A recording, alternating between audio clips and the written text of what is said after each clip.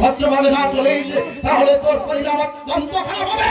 জীবনে কোনোদিন ভালোবাসনীয়ত শাসন ফলাতে আমি বদ খাই, মাতলাম করি, তোমাদের অপমান করি, কিন্তু কেন খাই, কেন করি কোনদিন জানতে চেয়েছো দাদা? চাওনি দাদা, চাওনি। চাওয়ার মতো মন তোমাদের নেই। তুই যদি ভদ্রভাবে থাকতিস। ভদ্রভাবে থাকবো কোথায়? এই বাড়িতে। সারা বাড়িটাকে তো তোমরা করে নরকপূর্ণ বাড়ি ফেলেছো। আমরা মানে কাদের কথা বলতে চাইছিস তুই? তোমার শাশুড়ি, তোমার সম্বন্ধ আর তোমার এই আদরিনী বউ। আজ আমার নামে যে মিথ্যা অপবাদ দিলে এর বিহিত যদি তুমি না পারো তাহলে আমাকে তোমার ছাড়তে হবে।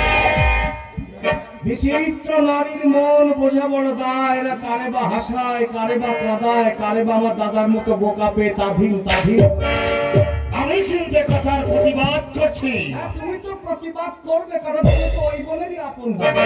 আমি তোকে শেষবারের মতো বলছি, তোর ওই ইতর স্বভাব যদি তুই পাল্টাতে না পারিস তাহলে ঘাট ধরে বাড়ি থেকে বের করে দেবো। এই যে একটু আস্তে, বাইরে যেমন সারা তোমার বাবা তেমনি আমারও বাবা।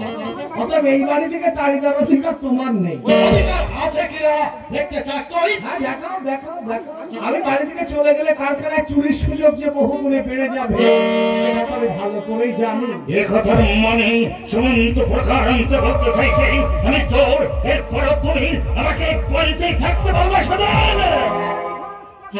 আমি তোকে আর ক্ষমার চোখে দেখবো না সুমন্ত। আজ থেকে ভুলে যাবো তুই আমার ভাই।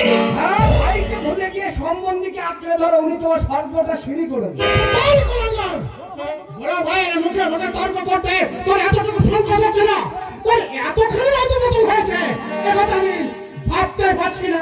বড় ছেলের পক্ষ নিয়ে কথা বলতে আসা তোমারও কিন্তু উচিত হয়নি বাবা। বাবা, ও বাবা, কত সুখেই না তুমি আছো বাবা, কত সুখেই তুমি আছো। বন্ধু বান্ধবী হোটেল বাড়ি গিয়ে সুযোগ পায় না বলে আমার দাদা তোমার সেবা যত্নের জন্য বাড়িতে ঝি চাকর রেখে দিয়েছে।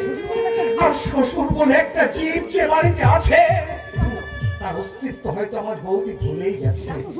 বাবা, এত সুখ সহ্য করে তুমি আজ বেঁচে আছো কি করে? আমি শুধু তাই ভাবছি, আমি শুধু তাই ভাবছি।